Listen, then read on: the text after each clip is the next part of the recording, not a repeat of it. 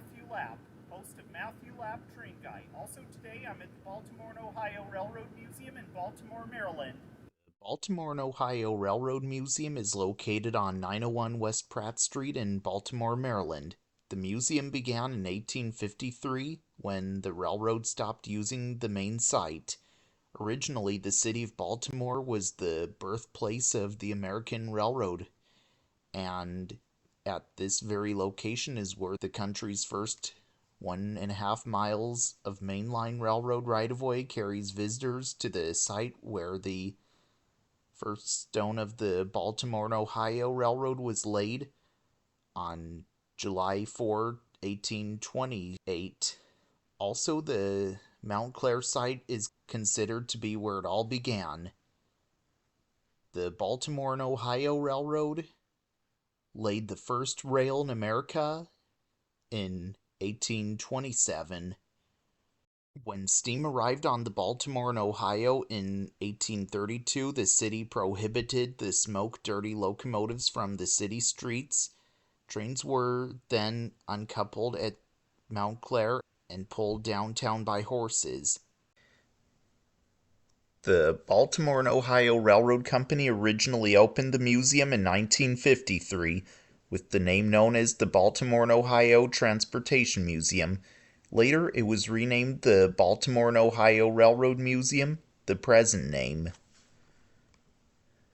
The museum ended up outliving its parent Baltimore and Ohio Railroad and was kept intact by both the chassis system, which later merged with the Seaboard Coastline in 1986 to become the CSX.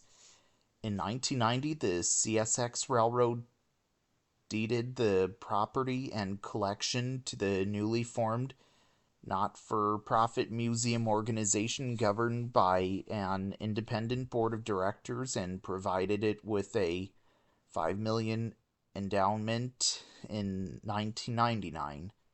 The museum became affiliated with the Smithsonian Institute.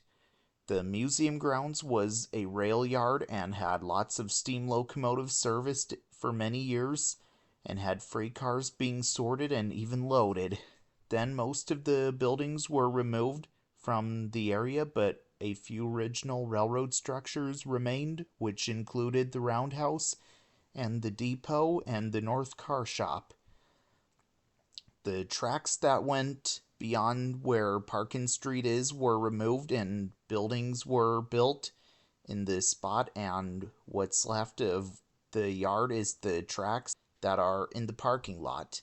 In 2003, the museum closed to the public for 22 months due to a disaster in the Mount Clair Roundhouse because the roof collapsed by 3 feet of snow, and the museum remained closed until the roof was fully repaired. Then, in 2005, the museum reopened to the public.